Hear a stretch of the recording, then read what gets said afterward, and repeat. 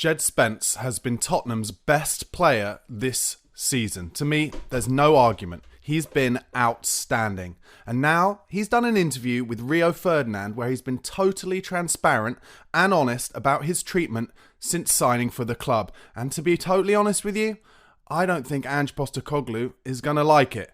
Meanwhile, reports that Djed Kulusevski may be a target for Don Fabio Paratici's next club. And more exciting young European talent has been linked with Tottenham this summer. All this and more on today's Daily Tottenham Hotspur news with me, Barnaby Slater. Guys, thank you so much for tuning in and watching. Please do give this video a like. Let's get it seen by as many Spurs fans as possible. And if you're not already a subscriber, please do subscribe to the channel. Also, you can become a member, only £1 a month. All of your support really helps me. If you want to become a member, all the details how are in the description box below. But let's get started with some of that transfer news before we get on to Djed Spence. And like I said, Djed Kulusevski is a target for AC Milan. And as we know, Don Fabio Paratici is about to sign up as their sporting director. Apparently, according to reports, the Swede was a target for Milan in the summer. But now, because Paratici is coming there, there is a temptation to revisit the idea. That will increase the chances of it happening. However, here's where I find some of this reporting quite odd. It says in this report that it's unlikely that AC Milan would be willing to stump up the 50 million euros to take Djed Kulusevski. Well, let me know what you think in the comments. But in reality, we paid £30 million for him. I mean, Kulusevski has been our best player until he started getting injured all season. He's been a great player for us for a couple of years. He's improved. I think for someone like Kulusevski, you're looking at upwards of £70 million. So I do not think that a move from the Premier League to Serie A, where he's unlikely to get as much money, is going to happen anytime soon. I think Kulusevski is a leader, he's a warrior, and he wants to improve Spurs. He wants to win trophies at Tottenham. I think he's got a chance of being the next Tottenham captain, I really do. And therefore, I do not think Daniel Levy or Ange Postecoglou or whoever is in charge next, let alone Johan Lang and Scott Munn, are going to want to let Kulusevski go. And in fact, I think it's far more likely that soon we will hear about Djed Kulusevski signing a new contract, a new long-term contract at Tottenham Hotspur, and he will be a huge part of that leadership group going forward. I have no doubts about it. Another rumour coming out, this time out of the Bundesliga, is that Spurs are very interested in signing Bayer Leverkusen centre-back Jonathan Tah this summer. He is running his contract down. He will be available for free in June. And you know, the rumours of Tottenham looking for centre-backs won't go away, despite the fact we signed Kevin Danso in the summer. Not in the summer, in the January transfer window. But Jonathan Tah will be interesting the biggest clubs around Europe. Of that, there can be no doubt. And for me, that sounds a bit like agent talk. It sounds like he's trying to drum up more money for whoever Jonathan Tah goes to. Listen, if it turns out that a lot of the other clubs don't feel like they need another centre-back and don't want to pay the huge signing-on fee that it would take because of the Bosman ruling, then sure, Spurs should absolutely be in there. And of course, Daniel Levy, Scott Munn, they're always going to be in for the biggest free transfer options each summer. But it seems unlikely that Tah will come. However, one thing I will say is he's an excellent player. He has been brilliant on Football Manager for years. A player that even as far back as kind of 5, 6, 7 years ago, I was always trying to snap up on Football Manager. So absolutely no doubt that he's a talent and that he would be an excellent player for Spurs. One thing I should say, actually, just come to me. In reality, maybe if Tottenham know that Christian Romero is looking to leave and they're going to try and get a fair whack of money for him, then maybe then they will be willing to spend a bit more on wages for free transfers like Jonathan Tah. If we get a big transfer fee in for Christian Romero and then say we don't have to pay a transfer fee for Jonathan Tah, then they'll be able to put more money into the wages and the signing on fee for him. So that's something that could make it more realistic, but one thing, again, to kind of counteract that, the fact that it's very unlikely we're going to be in European competition next year will count against us. However, if we go on to lift the Europa League trophy in May, and therefore are in the Champions League next season, you just never know. The world could be our oyster in terms of potential transfer dealings, and that might be why this next rumour doesn't go away either, which is that apparently, according to reports in Verhaes, Tottenham are willing to spend big in the summer on Viktor Gyokeres. Apparently, he is seen by Spurs as one of the most attractive options to bolster their attack. Spurs aware that Manchester United are also interested in the sporting star, as are Arsenal, as are many clubs around Europe. But Tottenham still see him potentially as the player long-term to fill Harry Kane's shoes? That seems unlikely to me. I think Dominic Solanke is doing a great job at Spurs. He's not scoring loads of goals, granted, but we're not making him that many chances. In fact, I'd say before that Fulham game where he did conjure a couple of chances up, Maddison's chest down for him where he volleyed it over the bar being one, and a header that went just wide. Apart from that, for a long time, definitely since he got back from injury, we don't really make enough chances for our number 9. Therefore, I'm not sure it's his fault that he's not scored that many goals. In terms of the work rate, in terms of the amount he does for the team, the pressing, and his build-up play and his hold-up play, I think Dominic Solanke is absolutely top-notch. However, that's not to say that Tottenham shouldn't be looking to have 2 incredible number 9s on their books. Of course they should, in terms of if Tottenham really want to build and grow as a team and a squad and a club, then yes, we should go back to the days when we used to have 4 top strikers. Do you remember when we had Pavlyuchenko, Defoe, Berbatov, Keane, all at the club around the same time? There was a time when Harry Redknapp was manager and reports, he was getting asked in every press conference, how can you keep 4 strikers happy? And now it's got down to the time where a lot of clubs don't have a single number 9. Arsenal, they don't have a single number 9. They play Marino now because they got injuries. So, listen, maybe it's wise for Tottenham to think we want to have 2 genuine number 9s. And if we're going to maybe let go of Richarlison this summer, because as much as I love Richarlison, he just gets injured far too often to get on the pitch, then maybe they will look to get a bit of money in for him, maybe from Everton, maybe get like 35 million in for Rishi, and then spend that, add that to the budget to buy another striker. But he's 26 years old now, Gyokeres. He's having an incredible season for Sporting, both in Portugal, and he did in the Champions League as well. He probably does want to come back to England. He used to play for Coventry in the Championship. He's a big old boy and he leads the line well. I'd love to see him at Spurs, but it does seem unlikely that we're going to have 2 absolute top-level number 9s in the squad. But let me know if you think it is a possibility. I'm not so sure. Another rumour is that Spurs are keen on signing Luka Stojkovic from Dinamo Zagreb this summer. He's 21 years old. He's featured 17 times, 7 goal contributions in the league, 4 goals and 3 assists. Another exciting young talent that Tottenham are looking at. Not a huge surprise. That is where Tottenham are going strategy-wise. That's why it seems so unlikely to me that we're going to get in someone like Viktor Gyokeres. Jonathan Tah may be at a push because it would be a free transfer. But it's more likely that we'll continue to follow the kind of Lucas Bergvall route of trying to buy young, the Archie Gray route. Get them in young, get them growing with the team, build them up, and hopefully then have one of the most exciting young teams over the next few years, be that under Ange Postecoglou, Iraola, Thomas Frank, Marco Silva, or whoever comes in next. But like I said, I'm not saying I want Ange to go, I'm just being realistic. We are about to be 16th in the league, I think, sadly, when we lose to Chelsea in the next game. And as much as I'd love us to go to Stamford Bridge and win, the reality is we never ever do. Only once, when Dele Alli scored that unbelievable goal, control and half volley from Eric Dyer's brilliant pass. And Eriksen got the opener in that game as well, didn't he? With an absolute pile driver from about 25 yards. But that's the only time in recent years we've beaten them at Stamford Bridge, and it's highly unlikely we will. And therefore, I think we will drop down to 16th in the league before the Southampton game. And that is an ugly place for Spurs to be. However, some more reporting yesterday from Sammy Merkbell in the BBC that says Tottenham have yet to make a decision on Ange Postecoglou's future. From all the reports I hear, I think Daniel Levy is desperate to keep Ange Postecoglou. I think he really wants it to work for Ange, like a lot of us do. But like I said, 16th in the league. But Sammy Merkbell said that all current indications are that Spurs want to get to the end of the season before reviewing the campaign as a whole and coming to a decision over Ange's future then. He also adds, however, results are likely to dictate how the club approaches the situation, which basically I think means if we go out of the Europa League to Frankfurt and we keep losing in the league as well, then I don't think Levy will be able to do anything other than pull the trigger. Let me know where you guys are at with Ange at the moment in the comments below.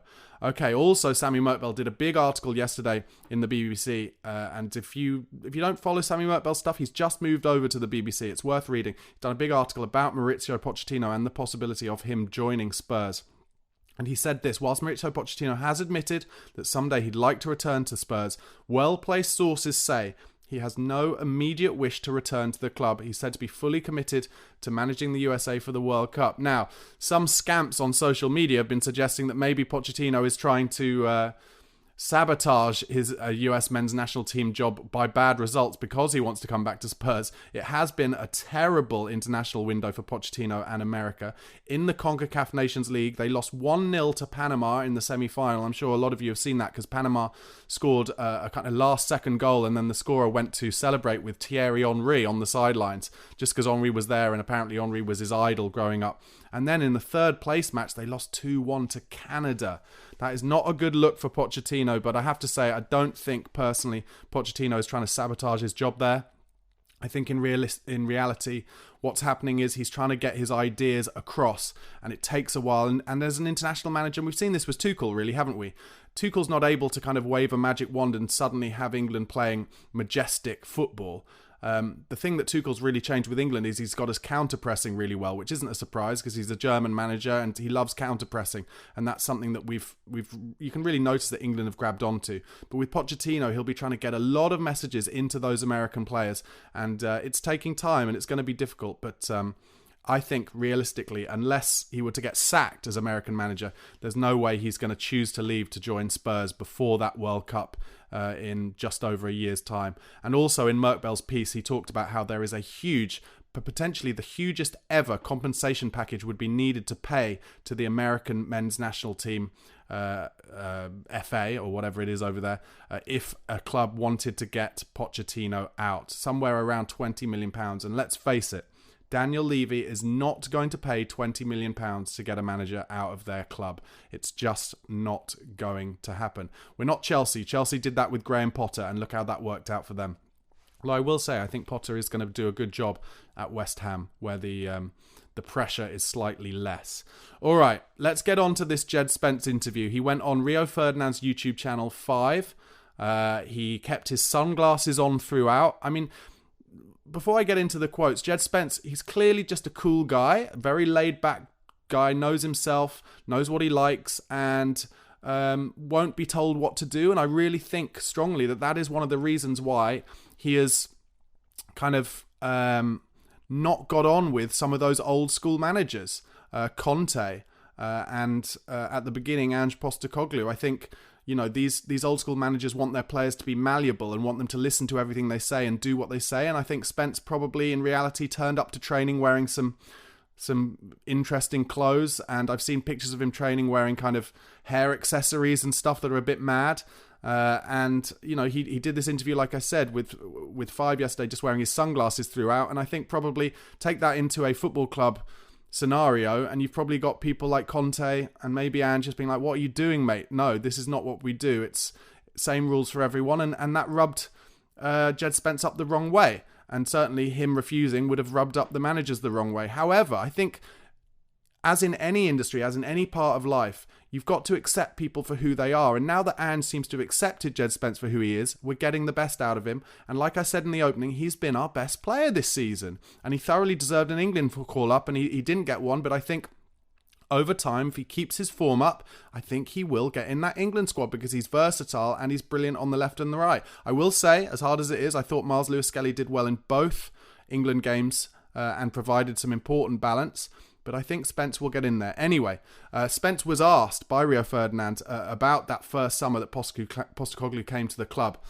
And Djed Spence says this, and this is the part that I don't think Postecoglou will be delighted to have got into the public realm. He said, when a new manager comes in, you think, oh, all right, everyone's going to get a fair chance. He's going to have a look at everyone. With me, I don't think that was really the case, but that's part of football. Football's not fair. Ange just said, basically, I need to go out and play, and that's when I ended up going to Leeds. Sometimes you might not get a chance that you feel like you deserve.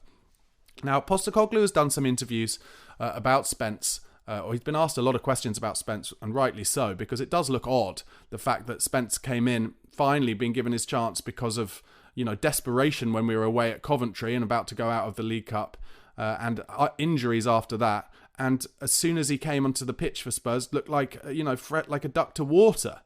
So Ange has been asked a lot of questions about it, and Ange has always said, you know, he's alluded to the fact that it was Spence's attitude and Spence having to prove to him that he really wanted it and that he was, you know, motivated enough and had the desire enough. But like I said, I'm not sure it really is that. I think it's more to do with just people understanding who he is.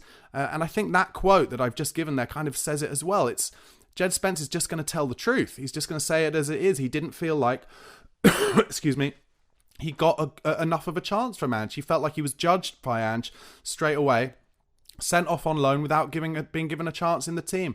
And to be honest, it sounds like a bit of a fair reflection of how it worked out. And I'm afraid you have to judge Ange down on that. I get it that, football is changing, life is changing.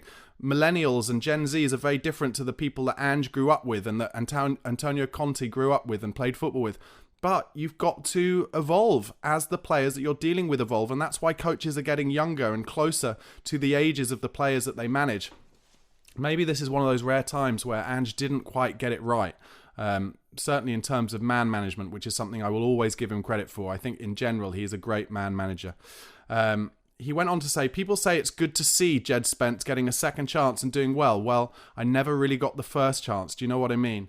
And then he talked about Antonio Conte and said, I felt like whatever I did, that man wasn't happy. Of course, if you remember, pretty much in the first week that Djed Spence was signed, Antonio Conte was asked about him and he said he's a club signing.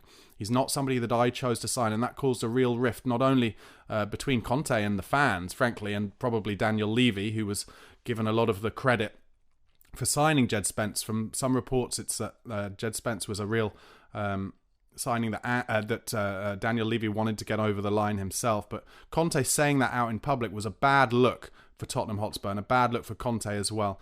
And Spence was asked about Conte calling him a club signing. He said, it wasn't a nice feeling, of course, especially because I was coming to the club on a high, confident, having had a great season. Then I came in and ran into a brick wall, really. It shattered my confidence a bit. And there you go. Another example, again, he's just a human, a player with confidence issues who wants to have an arm put around his shoulder and told, you're coming to a big club, it's your first opportunity at a big club, you've had a great season at Nottingham Forest, and now you're going to have to show it in the Premier League. I'm going to put my arm around your shoulder and tell you what a talent you are and give you opportunities. But Conte almost took it as, somehow against him that the club chose to sign Djed Spence. But really, I think what Conte was annoyed at was that we didn't spend, 80 million trying to get someone like Hakimi, as if he was ever going to come through the door realistically from PSG. Not going to happen, mate. And why did you sign for Spurs, Conte, as manager, if you thought you were going to get huge signings like you would at Chelsea? Not going to happen, mate. And there's no way Daniel Levy would have said that was going to happen either. There's no way he would have done. So I don't know with Conte. I just felt like he had an agenda against Djed Spence from the start. And in hindsight, it counts against him, because if you look at the players that Antonio Conte is signing for Napoli now, a lot of them are players who are doing well or have done well in the Premier League, real workhorses who get up and down the pitch, and Djed Spence is one of those.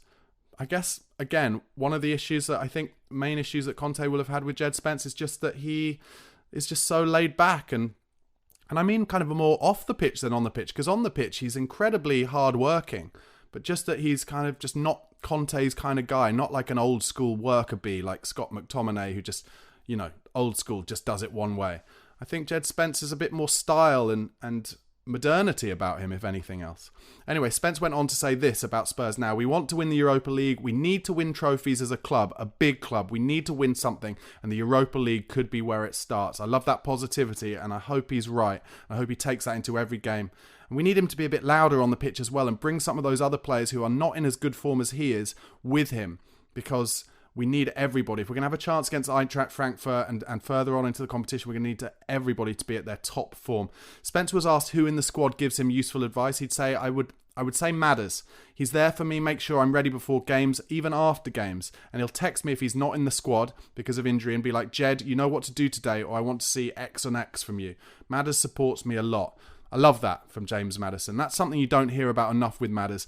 He's a proper member of the leadership group. He cares about his teammates, not only when he's on the pitch or in the changing room, but also when he's at home if he's injured. Great stuff. We need more of that. We need to hear more of that about our players at Spurs as well, because I think those of us watching from afar who don't know the inner workings of the club and just see the bad form, frankly, just worry whether those players give enough frankly, of a shit. And it's good to hear that Madders does.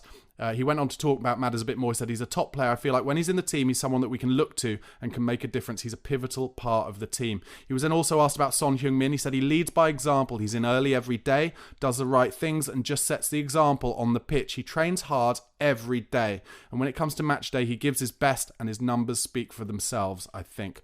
And this is another classic example now of Djed Spence and his just single-minded attitude and him being quite almost solitary. I don't know if that's the right word, but just so positive about himself. And maybe that's something that rubbed up Conte the wrong way as well. But Djed Spence was asked on which players he loses sleep over having to face on the pitch, and he just said no one. I love that. He has full belief in himself. And to get to the top, you have to. And I don't think managers should be put off by that by any means. He was also asked about Archie Gray, said the sky is the limit for him, to be honest. And then Djed Spence was asked about the best players he's ever played with. And he talked about a player who was on Tottenham's list to buy for a long time. We were linked with him for so long. He said, do you guys know Desiree Doué?